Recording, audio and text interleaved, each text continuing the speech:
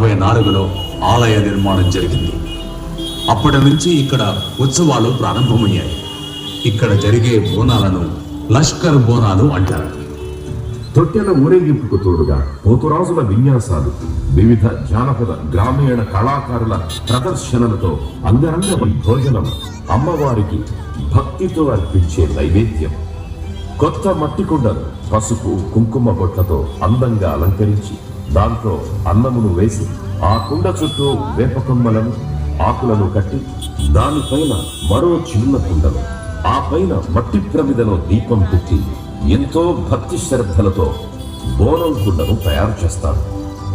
ఆడబిడ్డలందరూ కొత్త వస్త్రాలు ధరించి ఎంతో నిష్టగా వాటిని తలపైకెత్తుకొని సామూహికంగా కలిసి అమ్మవారి గుడికి ఊరేగింపుగా వచ్చి 1924లో ఆలయ నిర్మాణం జరిగింది.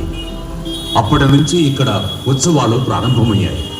ఇక్కడ జరిగే బోనాలను లష్కర్ బోనాలు అంటారు. తొట్టెల ఊరేగింపుకు తోడుగా పోతురాజుల విన్యాసాలు, వివిధ జానపద గ్రామీణ కళాకారుల ప్రదర్శనలతో అంగరంగ భోజనం, అమ్మవారికి భక్తితో అర్పించే నైవేద్యం.